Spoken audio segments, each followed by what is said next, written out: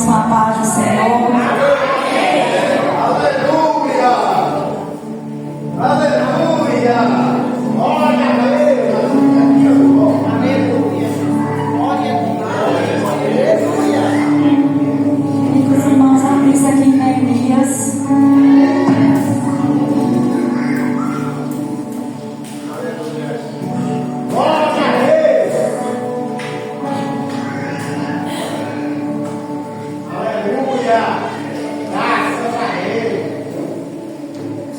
Eu vou ler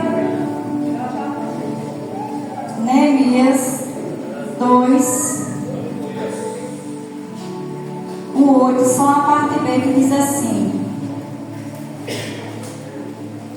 e o rei me deu o que eu pedi, porque a mão bondosa do meu Deus estava sobre mim. Eu vou ler de novo. Neemias 2, o versículo 8. Aleluia! Ele diz assim: e o rei me deu o que eu pedi, porque a mão bondosa do meu Deus estava sobre mim.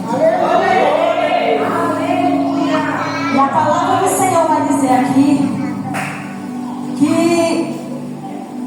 vai contar a história de um homem chamado Neemias. Meu Deus! E esse homem, ele era copeiro do rei. E ele não podia se apresentar na presença do rei triste, angustiado, porque ele era uma das pessoas que servia o rei. Ele experimentava tudo aquilo que o rei ia comer. Aparentemente ele era uma pessoa que tinha tudo o que precisava. Ele morava em um palácio, era o braço direito do rei, tinha o que queria, porque tudo que ele tinha era posto à mesa para ele, não lhe faltava nada. Aparentemente não lhe faltava nada. Aleluia! Mas a Bíblia também vai dizer que ele procurou saber com os irmãos que chegaram lá o que era que tinha acontecido na cidade onde estava o túmulo dos seus pais. E a palavra de Deus vai dizer que ele não gostou da resposta que ele escutou.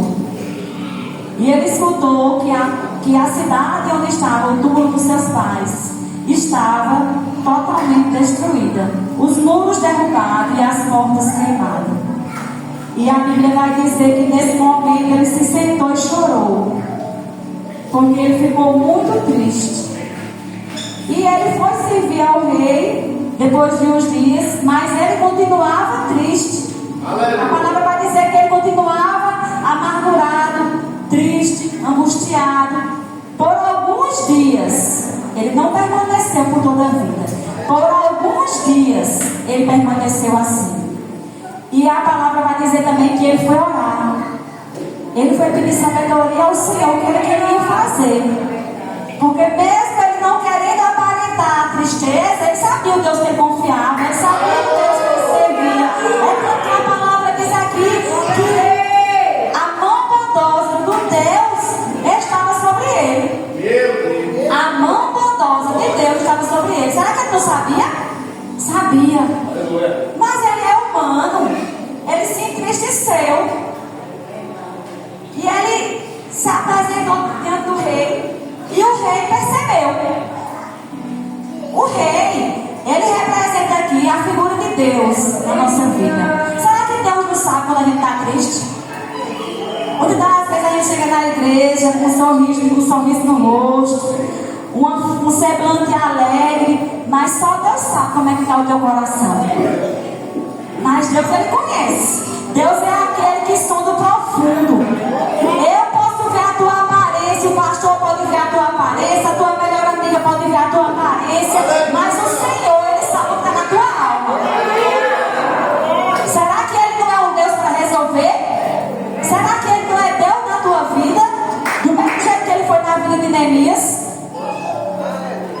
E a Bíblia nos diz que Neemias, quando se apresentou diante do rei, o rei percebeu, mesmo ele não querendo aparentar, o rei percebeu e disse: o que está acontecendo contigo? Que tu não é assim, tu estás triste, e o que me parece